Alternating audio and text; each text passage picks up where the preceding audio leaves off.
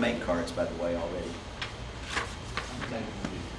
So we got about a third of the people who already make cards, and the other 2/3 that I need to convert. You want to know how to make cards?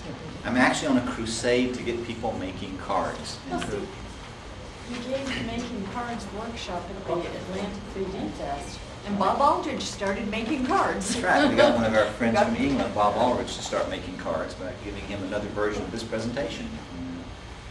It's easier to make cards today than it has been in the whole history of photography. With the PCs and with the cheap printing at places like Walmart and CVS, you can make a stereo card faster than you can mount a slide. And the procedure we're going to go through here, which is intended to show you how to use Photoshop, basically, to start making a card. And I'm also going to show you how to use a program called Stereo Photo Maker to take a digital image that you've got either from a scan or from a digital camera or just from getting a photo CD back from the processor, to go from those two digital images to something that you can print out on an inkjet printer as a card or take to CVS or Walmart or somebody in under 45 seconds. You believe that? The technology that we have available to make cards today makes it the easiest and most convenient form of 3D. It's much easier than slides. It's easy to make lots of copies for people. With the little cheap viewers like the little L'Oreal Light folding viewer, you can give somebody a viewer and a card for a grand total cost of about $1.50, which is pretty hard to beat. And this is the thing that really got me totally interested in cards again, where I kind of dropped off of them a little bit. It was fun to make cards, but you couldn't really show them to anybody because you had to carry a viewer around with you all the time. This is the L'Oreal Light viewer.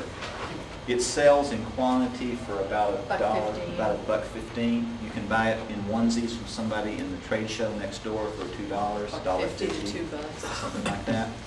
And most people that you hand this to that have never seen a stereo card before, you can hand it to them, say, start out like this, and they say, oh wow, because it's that easy to use. It's much easier to use than like a lorgnette viewer or something of that nature. But on with the formal part of the presentation. My goal in making cards is a little bit different than some people's. A lot of people, the image is everything on the card, and they don't really care that much about what the card itself looks like, as long as the image is pretty. And that's been the general attitude toward cards for most of its history. If you look at a lot of the old cards, they're plain black with a couple of images slapped on them, and the photography may be breathtaking, but the card itself is nothing you can get excited about. I like the idea that when you pick up a card, that it looks good in 2D, that you find it an attractive object that you'd like to keep, even if you were not going to see it in 3D. I also think that the back of the card should have as much information, should be as much a part of the card as the front, so that it has images on it, it has information about the card. It's an integral part of making the card itself. Now, I was passing around an example of the kind of card I like to make, the quick card, which is done with the photograph in the whole front of the card and the photograph as the whole back of the card. And that's what we're going to be talking about here. Traditional card designs were made, well actually, this is one of my traditional cards, by taking the card back, cutting out two separate photographs, precision trimming them to set the stereo window, precision trimming them to get them the right height and the right width, and then gluing them down, again, a very precise operation to get the stereo window and to avoid messing up the alignment. The result can be very attractive. You know, I've got a exhibit over in the competitive exhibit area of cards that were made that way. And there's a nice place for them if you want to make a card that has this old-fashioned look to it. Problem is, it's wicked hard to do. You can spend as much as an hour making one of these cards. Traditionally, the back of a traditionally made card, boy, I'm using the word traditional a lot, is a simple label, or maybe the artist has signed it or something like that. This is one of Boris Starostti's cards. It's a contemporary stereo card, made in the contemporary, the modern fashion. It has two chips that are cut out. The image itself, which unfortunately you cannot see on this screen, is breathtaking. The red of the tricycle, the blue of the flooring, the leaves, the depth. It's probably the favorite card out of my entire collection. But if you just look at it not in 3D, the chips don't really line up right. There's nothing about the card that makes it attractive outside of the image on the card. The back has stamped, which is more than a lot of people do, with a copyright date on it, and he's handwritten the title of the card on the bottom. Now, this is a really beautiful card, and I wouldn't trade these kind of cards for anything, but they are an enormous amount of work to do. Every time you mount the chips on the card, it's the same amount of work. You have to go through the same alignment procedure. Every time you cut one of these chips out, you go through the same amount of work. So you're doing all the precision work over and over and over again. And if you want to add design elements to it, like a background or a border around the card, that adds even more work, and it's very hard to do. The end product can be beautiful, but the effort is enormous. Using the computer, we're going to make this kind of card. And in this kind of card, the entire front of the card is a single image that we've either printed out on an inkjet printer or had done at Photoshop. And today, this is so inexpensive that it's hard to justify printing them out on inkjet printers. It's much easier to do and much less time consuming, largely because all of the real precision work in making this card is done in the computer, and it's only done once. So once you've got it right, if you want to make 25 or 30 copies, you can make 25 or 30 copies and they'll all look exactly alike. There are a lot of tools on the market you can use to do this with. The dedicated programs like Stereo Photo Maker and Focuscope Pro will let you make simple cards directly out of them in just a few seconds. And at the end of this presentation, I'm going to show you how to do that with Stereo Photo Maker.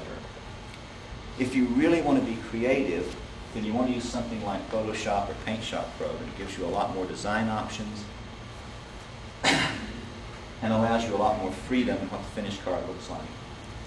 I think the best choice is to use a combination of these. Stereo Photo Maker is extremely good for setting the window and cropping the card. It's a 2 or 3 click operation. If you get Stereo World, and I certainly hope everybody does, there's a great article this month about lining up images in Photoshop. The only problem that I have with it is it covers 2 to 3 pages of type explaining how to do it.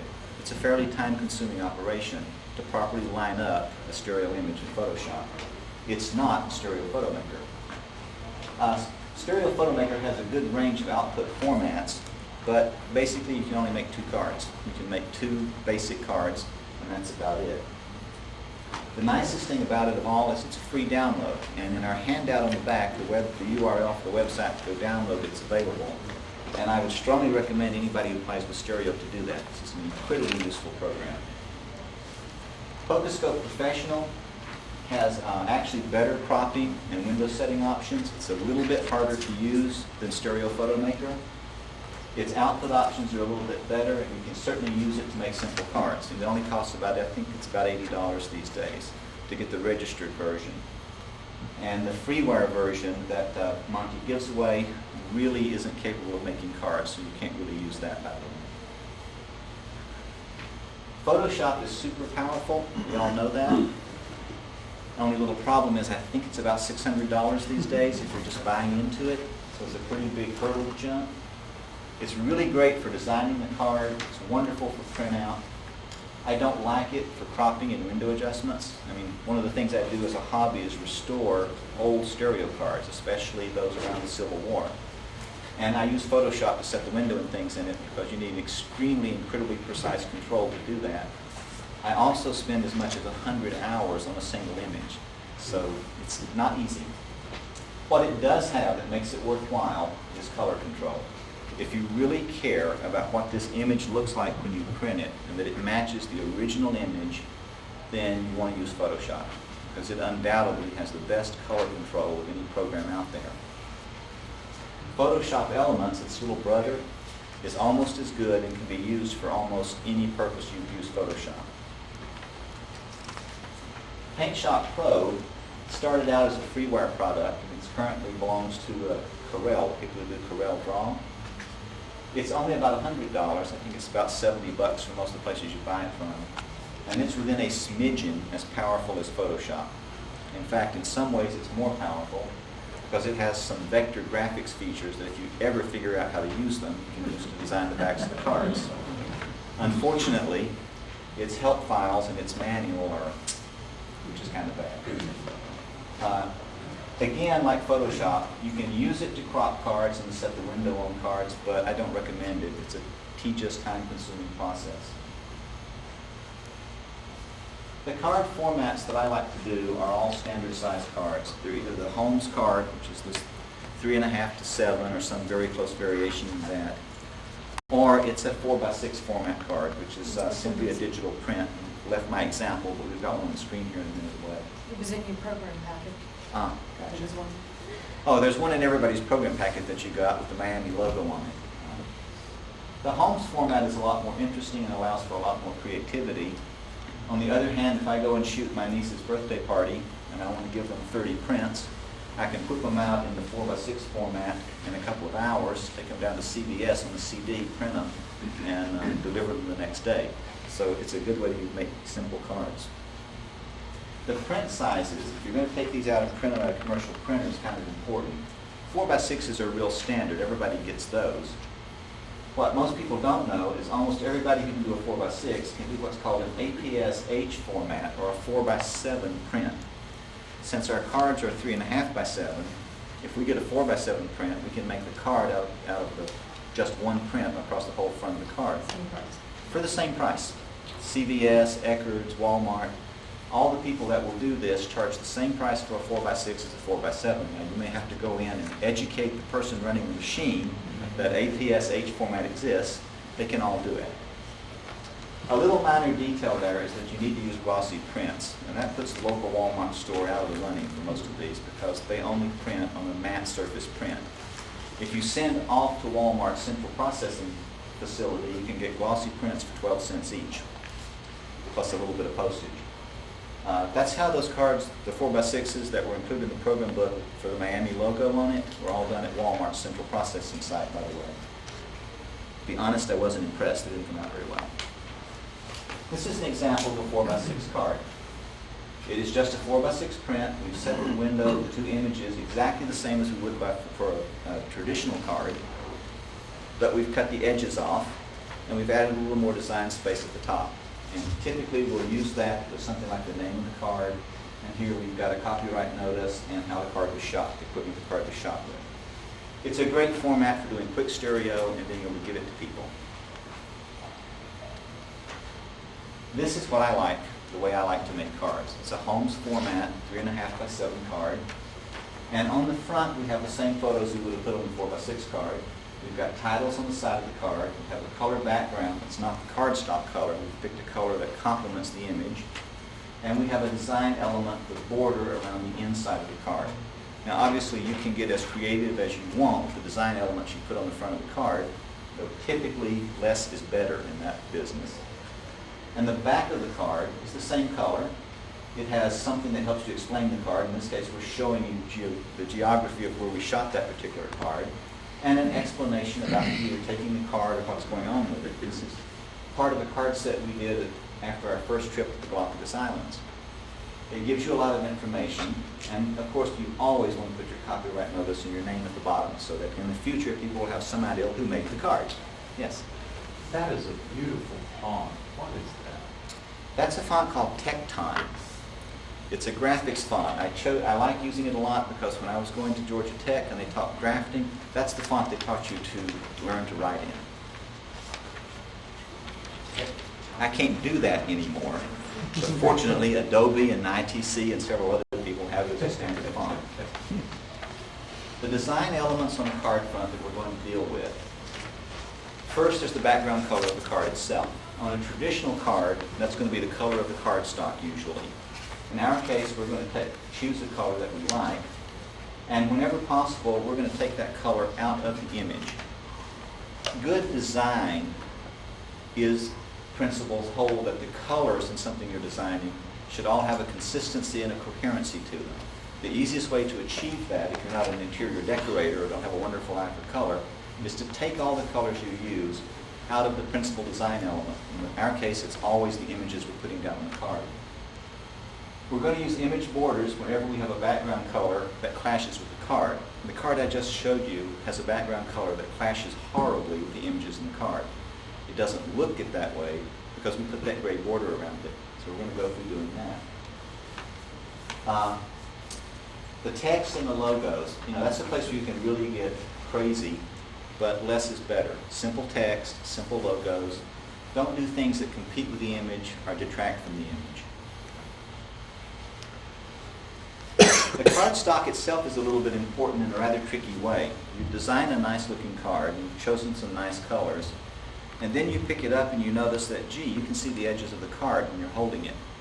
Quite frequently, the edges of the card clash with the color you've chosen. Fortunately, cardstock comes in a lot of different varieties, and I found that if I have cream and white and black on hand, it works with almost any color that I use. And yes, I have gotten crazy and carefully colored the edges of the card with a felt tip pen to make sure they worked, but I don't recommend it. I always like to round the corners of my cards. I know a lot of people don't do that, but it gives them a very finished look, which is nice, and it has a very practical application as well. It makes it easy to slide them in and out of the sleeves. Finally, if you're going to print images on an inkjet printer, you have the opportunity to add another aesthetic item to it, which is the feel of the card.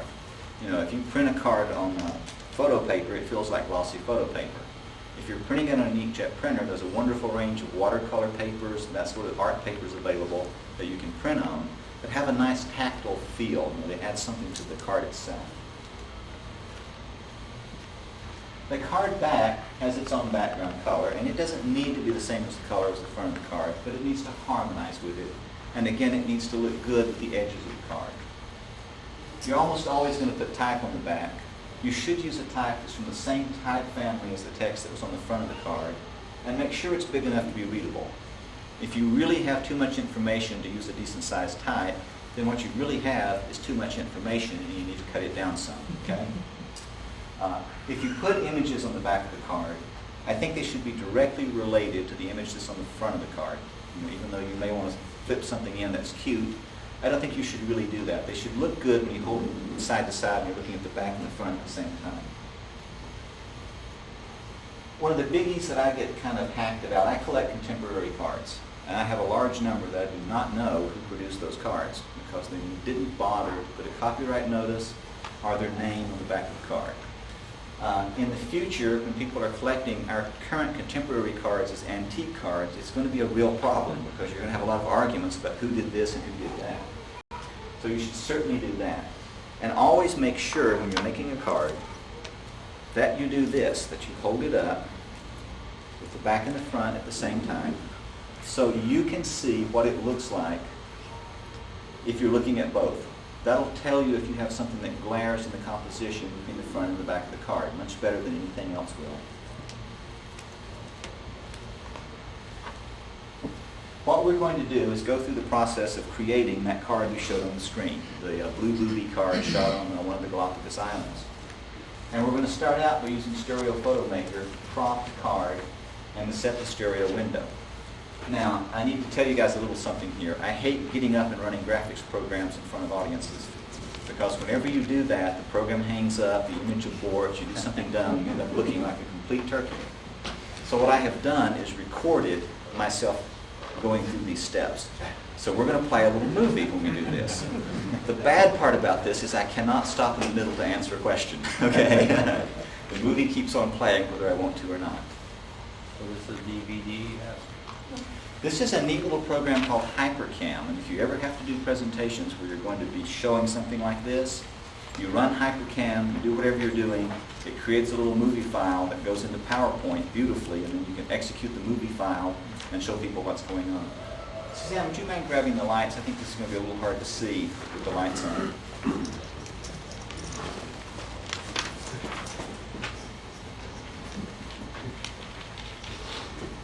Okay, obviously the first thing we've got to do with our card, is set the stereo window. So we're going to go through the process of doing that with Stereo Photo Maker. And the first thing we're going to do is go up and choose the double folder icon, which lets us open the left and right views of this image at the same time. We choose them both, and we come down here and click on the Open command. Stereo Photo Maker opens the two images and places them side by side. At this point, what we have not done, though, is set the window on it. So we're going to come and look around in the card and find a spot like that little pebble right there that I want to be the near point in the image, and I'm going to line the two images up horizontally with. We grab this icon, pull it down, notice the nice crosshairs, and we center them on that pebble, and then we click the mouse. And when we click the mouse, it leaves an image of the crosshairs there. And now we come over to the other image to exactly the same point, and we click the mouse again. This is a whole lot easier than trimming chips with a razor blade or a knife. And when we click on it, we now have the window set. We've set the window in our card and cropped it down to a size based on the image that we imported. We're going to go up here and click on the gray anaglyph, which creates an anaglyph image of our card. Why are we doing that? Because we might have messed up the window, right? If you pull this guy up, and by the way, this is perfectly viewable if you have your anaglyph glasses with you. We're going to enhance this large enough that we can look and see the horizontal alignment on the image itself. And if we come down here and move over to something distinct like this bird, we can see the eyes and the beak. We can see how far in or out of alignment we have this image vertically. It's actually pretty close, but if we don't like it, we've got left and right and up and down arrows to move it with in real time. So let's do that. We're going to click on one of these guys and move the bird up a bit. And you can see we moved it up too much, so we're going to click and move it back down. And we've got the alignment set pretty well on that. It may not be perfect, but it's pretty close. So I'm happy with it. Now we'll come back down and try to reduce this down in size. One of the little quirks of this program is this particular function doesn't work very well, as you're about to see. It didn't actually bring it back down to its original size. And it's kind of important that you do that before you save this file. So we're going to come up and use the zoom out command repeatedly until we have this image back up on the screen looking exactly the way it should. And that's going to take a couple of iterations of clicking on it. But this is what our image looks like with it properly set. We've set the window, we've cropped the image out, and this is the only time we're ever going to have to do that. Whether we make one of these or 500 of them, we've set the window for our image. When I was talking about this with someone else, they said, well, gee, okay, let's go ahead and save these. That's what I mean, but you can't stop in the middle of the movie to explain something. We're going to save these, and a very important point is you never want to save anything as a JPEG file. If you're going to be working on it at all in the future, you want to give it a distinctive name, and I always use SP for stereo pair, and then you want to save it as a TIFF file with no compression. This is the most useful file format that you can have for all kinds of different programs. Once you click on save, we save that image, and Stereo Photo Maker automatically added a -L and a -R to our name so we can tell the left and the right apart. The thing I was going to throw in here is everybody's talking about digital, digital, digital, especially in projection. And I'm a big fan of digital. This is a good way to set the window for images you're going to project digitally. It's a really good way of putting together a digital slideshow as well as a way of setting up cards. Okay, to create the card itself, we're going to use Photoshop. And we're going to start out by creating a card background. Then we'll go through the steps of importing and placing the images correctly, adding text, add a couple of design elements, and then we're going to flatten the image out so we can either save it or print it. In this case, we're going to create a 4x7 inch or APS format card. That's magic words when you're trying to get these things printed into Photoshop. And we're going to create it at 320 dpi. This is another magic number. You need to go into the place that's going to print your photos and find out what kind of a machine they've got. And don't ask them because they probably don't know. Look over the counter at the label on the side of the machine. It will either be a Nuritsu or a Frontier of some variety. They have maybe 90% of the market in the United States. If it's a Nuritsu, you want to create it as a 320 dpi file. If it's a Frontier machine, you want to create it in some multiple of 300 dpi. What this does is minimize the artifacts that the digital printer introduces into your final print because you're handing them a file that's a natural multiple of their file output format. I did some extensive tests on this, and it does make a big difference. Now let's create our blank card. This is Photoshop, of course. And the first thing we're going to go up and use the New button. And we're going to come down and create a new card, a new image.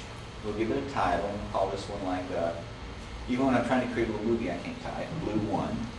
And it's 7 inches by 4 inches, by 320 dpi, and RGB color, which is another important thing. All these printers work in the RGB color space. When we click OK, we now have something up there, and you can see from the ruler, it's 7 inches across by 4 inches down. So this is the card blank that we're going to place our images in. One of the really nice features in Photoshop is the ability to have these virtual ruling lines that you can pull down. Since the image is ½ an inch higher than what we can use, we're going to put a virtual line at 1/4 inch from the top and the bottom to let us see what our image area is. It's really convenient to have another line down the center of the card because we always end up centering the images on the card. And it's pretty useful to have one right across the center. So what we're creating here is a very simple template for creating a final card.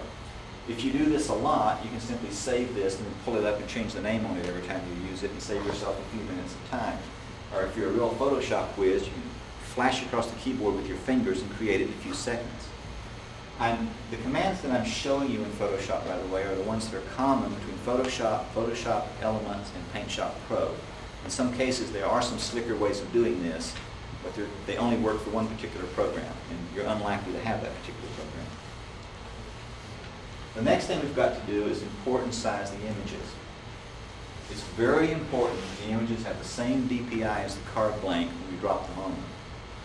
It's also important that we have them sized properly. For a Holmes format card, I don't think they should ever be higher than 3 inches. I mean, if you walk into the dealer's room and see Boris Starostti's cards, they're 4.5 or 5 inches high. People do a lot of different things, but 3 inches works very well in the low-cost viewers. The near points in the image, which are basically the places we chose to set the image, should be about 3 inches apart. That's a very comfortable size for one of these L'Oreal Light viewers or for a traditional home-style stereoscope. If you actually are designing for a particular viewer, they should be the exact distance apart as the center points on the lenses. But if you're not, 3 inches is great. Let's go through the process of importing these images. Okay, we're going to go in, and notice we saved these as SPL and SPR, the left and right images that came straight out of Stereo Photo Maker. When we open them up, they're much larger than our card blank in the background. So we're going to resize them right now. We're only going to do this once. We're going to change the resolution to 320 dpi, and we're going to set the size to 2.75 inches. 3 inches is the maximum. I usually like to make my chips a little smaller than that because I think they're easier to look at. And that gives us a width of about 2.9 inches. So that's a good size for a Holmes card. And we're going to do both images exactly the same. By the way, at the end of any of these little movie clips, feel free to ask questions about what we were doing. Now we've got both images sized down. We actually start looking the right size. We can place it on this blank simply by holding the mouse down and dragging the image over and letting it go. That puts it in our photo here. Then we want to immediately close that file without saving it because we changed the size on it. We don't want to mess up our original file. We're going to go around and do the same thing for the left-hand image and immediately close that file with the no, we do not save this image, so we won't destroy it. Okay, we've got them on the card, but they are in no way lined up. They're just sitting there, and they're totally unusable. We want to set that 3-inch center line spacing, and we're going to do it by dragging one of these virtual guidelines out to the same point we chose as our center line when we set these cards to Stereo Photo Maker. And then we're going to drag the 0 line over to here. This is a neat feature in Photoshop that lets you redefine any point as 0. Now we can put another virtual line at 3 inches, grab this image by coming over and selecting its layer. And everything in Photoshop is in layers, and it's just like layers of paper laying on top of each other. We can move it around to that same point as lined up with this vertical line. And then we've got the correct center spacing on our card. If it overlaps, obviously you made the image too large. If there's a big white gap in the middle, that's actually perfectly okay. It'll look very good in the stereoscope. What we've just done is turn on the command named Snap. And what that command does is if you move something like that image up and down over one of these lines, it automatically centers it on that line. So it makes it really easy to center two things on the same line. either horizontally or vertically. So just by moving these a little bit and choosing the layer that we're working on, we can line these guys up across the top very well. And if we do that, we can fix it with, very likely we will mess this up a little bit. We can fix it pretty easy before we go any further. But once we get everything right, we don't ever want to mess it up again. Now I'm a big fan of cleaning up the screen as I go, so when I finish using one of these virtual alignment lines, I immediately drag it off to the edge and throw it away. You'll notice, though, that these two images are not centered on our card. Well, before we do that, we're going to make them a single image. And we're using this merge down command. You notice we used to have two layers here. Now we only have one layer with both images on it, and they are forever locked in the same alignment that we originally put them in. We can move this around a little, and it snaps on that line, and we now have this in perfect alignment in the center of the card and vertically. And we only have to do this once, as opposed to doing it every time we make a card with film shows. Are there any questions about the procedure we just did? Although we went through it kind of quick, it really only takes a half a dozen commands, and this is the critical part of how your card's going to look in the viewer. If you've done this properly, the card's going to look good in the viewer, regardless of what else we do with the background colors and all of that.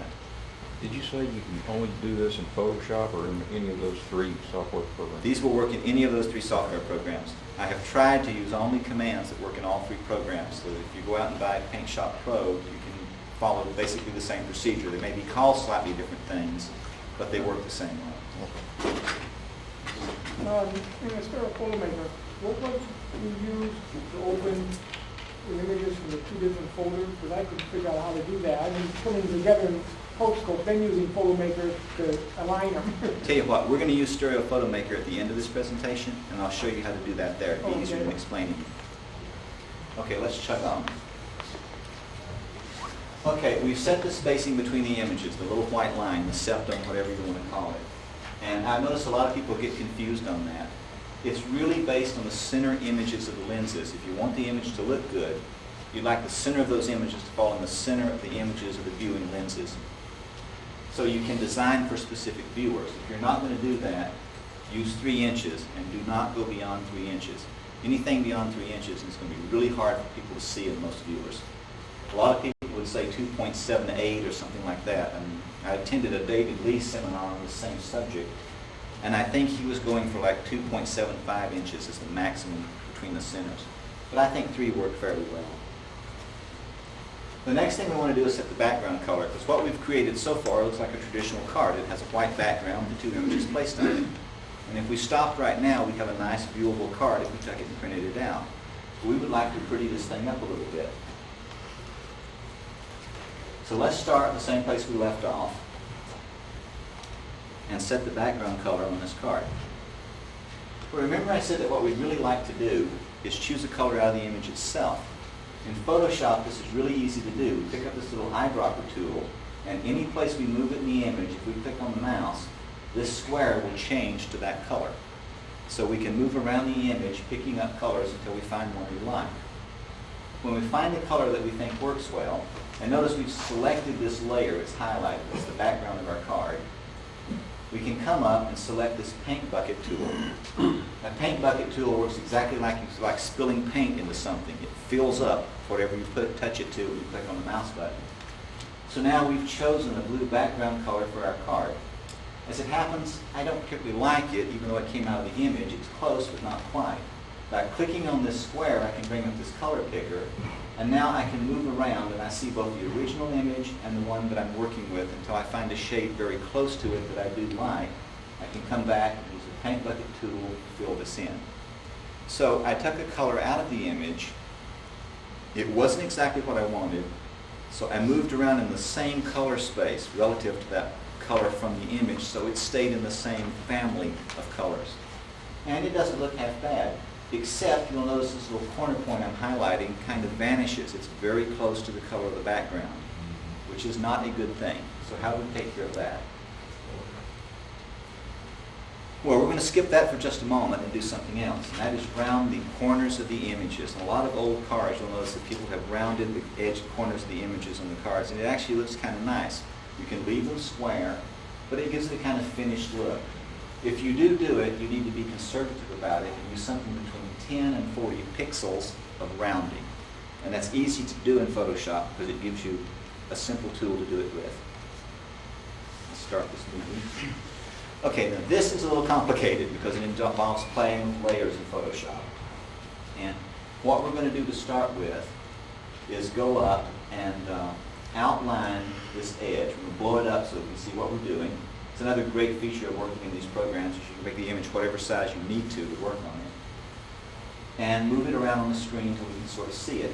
And now we're going to drag these virtual guidelines out until they are exactly on the edge of the image. Not one pixel of background showing. They can be exactly on the edge. And if it takes you 2 or 3 minutes to position them, that's perfectly okay. And we're going to put these lines all the way around each one of these guys. Come over here to the right-hand side, and we'll go up into the top. If you have even 1 pixel of blue showing, you're going to see it in the finished image. You're going to have to go back and start over on this. So you can just take your time and do it right. Now we're going to center one of the images so we can work on it. And we'll simply make our canvas a little bit bigger by dragging it. Anytime in Photoshop, you can grab one of these edges with the mouse and drag it up and down. And we're going to pick a really vivid, nasty color that we can see real well. We're going to come over here and pick this rounded rectangle tool. And we're going to go up and set the radius. And this is set at 30 pixels, which is a pretty good radius for a card. And we're going to draw a rectangle with rounded corners that exactly fills this area we defined with those guidelines. And we're going to do it on both halves of the card. And I know you're thinking, well, this actually doesn't do a lot. We just hid the image. We hid the image because this layer is on top of the layer that has the images. And the rule in Photoshop is you see whatever the top layer is and then the bottom layer and then on down. So what we're doing is creating very carefully 2 images. And we're in the process of making a mask for those images, by the way. So we've covered them up and they're the right size we want, but it doesn't do us a whole lot of good so far. So let's go in and we're going to create a new layer. We're going to copy the background layer with the same color. We're coming up and using the new layer, duplicate layer command. And it doesn't matter what we call it. Some people name the layers as they create them in Photoshop. I don't bother. But you can see up here we now have something called a background layer, and it's underneath the images. So we're going to move it up so it's on top of the images so that we have one of these, the other one of these, and then the background layer stacked in that order, just like they were sheets of paper. Then we're going to take each of these 2 layers and do something called rasterizing them, which is a fancy way of saying we're converting them into a simple bitmap. You can do a lot of things in Photoshop with bitmaps that you cannot do with lines and rectangles and things. Then we're going to use that same merge down command we used to combine the images originally to combine all 3 of these. We combine that into 1 layer, and now we're going to combine that layer with our copy of the background layer. Still don't see the rounded corners, but hang in there. Now we're going to go up and use something called the Magic Eraser tool, which is a tool I really love. You pick the Magic Eraser tool, and when you click on it, it deletes everything of that color underneath it. So we're deleting out the purple rectangles that we drew from that mask that we made. And now we can see our images through it. We can clear all these guidelines at once, and sure enough, you now have neat little rounded corners on these images. You could have triangular corners, whatever you want. You can change the sizes from one side to the next. It's very easy to do. And we haven't actually done anything to the images. What we've done is create a mask layer, this background copy up here, on top of our images that define where these are. If you're making a series of cards, and they're all going to have chips that are the same size on them, what you do is stop and save this file at this point, and then all you have to do is bring the 2 new image clips in and adjust them, and you can make 10, 15, or 20 cards that have exactly the same masking and framing options. Well, we didn't like the way that background color interacted with our image, and it looks kind of plain and stark anyway. So what we want to do is add an inner border around the images themselves. We want to use a color that contrasts nicely with our background, but that does not clash with the images themselves. And it looks a lot better if you round the corners of that border with exactly the same radius as you rounded the images. So let's go through the process of doing that. And this is more of the playing with layers thing, playing with masks. It's really the key to doing stuff in Photoshop. It gets a little complicated at first, but once you figure it out, it makes life a whole lot simpler. What I'm doing here is just saying, look, these things really clash with the background. We already know that. We were looking at it before. And we want to put something around it. First thing I did was going to undo the clear guides command because I want all those guidelines we were using back. And I'm going to drag the 0 line and place it right there on this corner. Notice that's 0, 0. Then I'm going to move both of these guidelines out exactly 1 increment on the ruler, so we have exactly the same spacing on the side and top. Then I'm going to drag the 0 down to this corner, and guess what? I'm going to do the same thing with those guidelines. I'm going to move them out exactly 1 ruler tip. This is a very simple way of creating a rectangle or something that's exactly the size you want it around another object. So now we've defined the area that we'd like our border to occupy. So we're going to go over and use the eyedropper tool to pick the color out of the image that we want to make the border. And I kind of like the grays in that rock, and there are none of those grays on the edge of the image, so that makes it a good color to pick. We're going to move around, and every time we click on it, we see it change over here until we find one we kind of like. And then we're going to use that rounded rectangle tool like we did before, 30 pixels, the same radius, and draw a rectangle that fills up that outer rectangle we've defined. This doesn't have to be as precise as when you're masking off the images, but it's nice to spend a little time on it and get it right.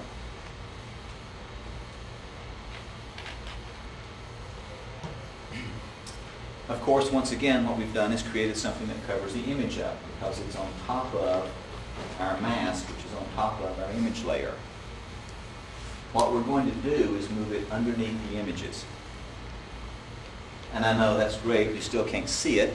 Well, we're going to eliminate this blue background so that we can see through our images onto this guy.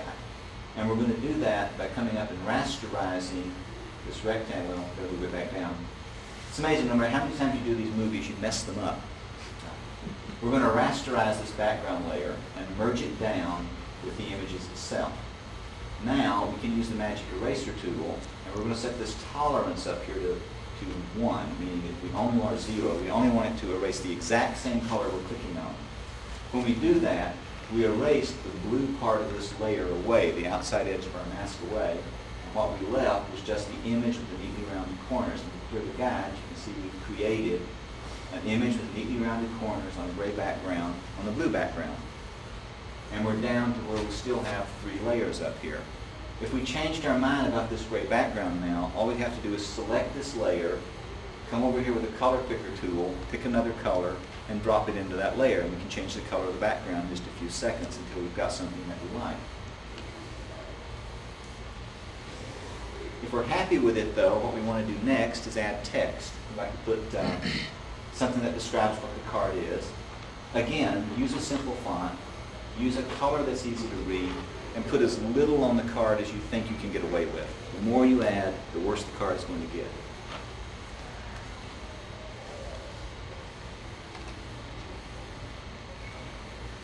Adding text in Photoshop is really simple. All we have to do is take this image and get it oriented the way we want. Well, we better put our guidelines back so that we don't accidentally write text into an area of the card we can't use. So we're putting a guideline 1/4 of an inch from the top and the bottom, because that's a 4-inch high object and we're only using 3.5 inches of it. And it's pretty nice to have a center line because we can use that snap command to center the text there. So we're going to turn snap back on so that we can use it.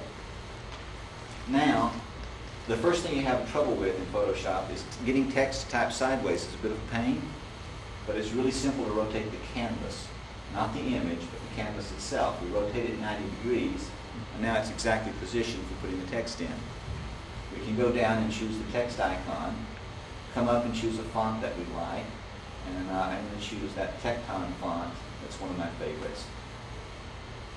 It's also called Technical, and it's free on the web if you go out and search for it, by the way, or it's $120 from Adobe, whichever you prefer. They're exactly identical. Choose a white color. We can use any color we want, but I tend to like text to be in a simple contrasting color. We simply position a text point and we start typing. And we're going to call this Blue-Footed Booby on North Seymour. If you ever get a chance to go to the Galapagos, go. It's a photographer's heaven. But it's not really centered. If we come over here and choose this selection tool, we can move it, and the snap feature will make us exactly centered on that line, which exactly centers it on our image. and then we can visually line it up with the edge of the card. You don't want it so close to the image that it gets into the image when you're seeing it, or so close to the edge that the photo finisher will cut it off. So there's a little bit of judgment there. Then we rotated the card again with that rotate canvas command, and we're going to put some more text on the other side of it. Exactly the same way. It's using the same type font, the same point size, and just typing it in. And this card set is called Exploring the Galapagos. It's up to about 30 cards, by the way, now. It just keeps growing as I keep looking through my slides. Again, we snapped it to get it in the same place across this line, and then we visually centered it on the edges. You don't have to be very precise with that. Visually is good enough for centering most things, especially things you're just going to look at. So now our card is looking pretty complete. We've got the text on it, we've got the images properly set, we put a nice design element in this border, and we've picked a nice background color. So we're essentially finished designing our card. We could add more stuff to it, but anything we added to it would probably detract from the finished product. We could decide at this point that we don't like this color, go up here and select this layer and change it right now. We can change the type color. The wonders of digital is you can do all this stuff very simply. You're not making commitments when you do it. You're just setting things up you can work with. The final step in this is saving this image for printing. It's very important that you save it in the right format for the machine you're going to print it on. Since we designed this for an Iritsu at 320 dpi, we're actually going to output it as a TIFF file. Almost all the people with Iritsu machines can process TIFF files, and the joy of a TIFF file is what you see is what you get, pixel by pixel. If it's a Frontier machine, we're going to output it as JPEG, and normally I use 600 dpi, which is a multiple of 300 dpi, because they like to do things in JPEG, and most of them will not accept TIFF files. You want to use the biggest file you can, but everybody will have some file limit. They'll say, oh, that's too big for your file, and you'll have to go back and redo it. It's usually around 8 megabytes, by the way. It's usually either 4 megabytes or 8 megabytes. We're also going to save that image we were working on in the original native Photoshop or Paint Shop Pro or whatever it is format, so that if we change our mind, we can make simple changes in the future.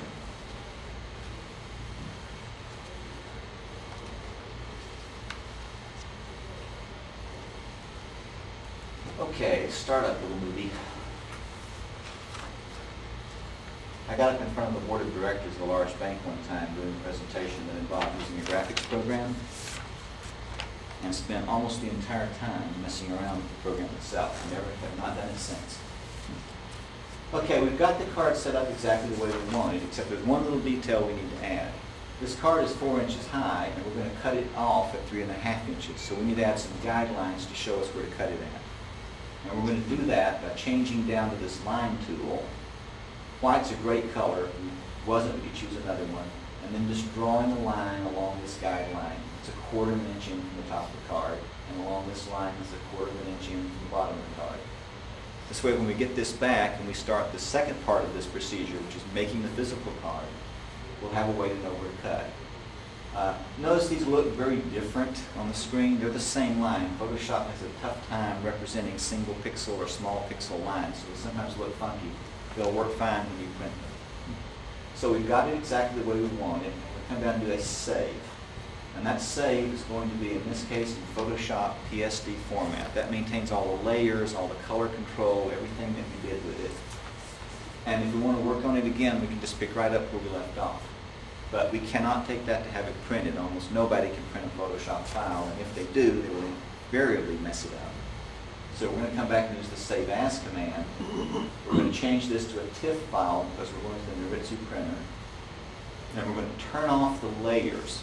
Nobody can print layered files, so we have to turn that off to start with.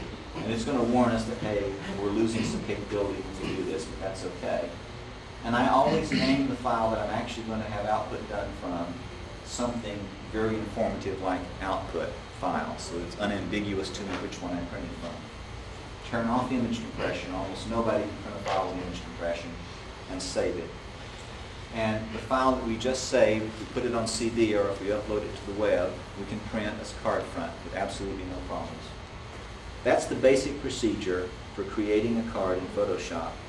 And actually a fairly elaborate card if you think about it, if we were comparing it to doing it normally. To finish the card, what we have to do is send it out to a photo printer or print it on an inkjet printer, and then we have to physically make it. Part 2 of this workshop, which starts at 3 o'clock, we have a little short break here between it, will address how you physically make a card. But I promised you at the beginning I'd show you how to do one of these in about 45 seconds. So let's go and see how we can make a card very, very simply in Stereo Photo Maker. This is a program called Stereo Photo Maker. We're going to come up and this double image icon we clicked on. There's a single image and a double image. Click on the double, it lets you open both files. These are the same files we opened to start with before. Click on the alignment icon. Come down and click on the point we want to set our window on. We want to align the cards with in both images. Right there. Click. We've done the cropping and setting. Now we're going to go up and say File, Print Stereo Card. And it comes up and shows us what that card would look like if we printed it. And we have a number of options. Not a lot of options, but a few. We can have no frame around it, or the traditional arch frame, or we can round the corners like we just did in Photoshop. And we can choose how much we want to round the corners. We can put 1 or 2 lines of text in. I'm going to call this card Blue Booby. I don't like multiple lines of text on cards, so I'm going to take that second line of text out. And then I want to adjust it on the card a little bit, and I can do that by clicking on this up and down arrow up here. And I'm taking the default background color. We could mess around with that, and we could mess around with the fonts. And then we'll say Show Card. So there's a card created in about 20 seconds in this program. And if we come up here and say Save Image, we can go in here and give this, again, always save as a TIFF file unless you're going to directly print it. If you're going to directly print it to somebody, it's okay to save it as a JPEG. So we're just saving that file as a JPEG file, and we are done. We now have a simple card image that we can take over to Walmart or CVS and print, and I think we did it in under 30 seconds this time.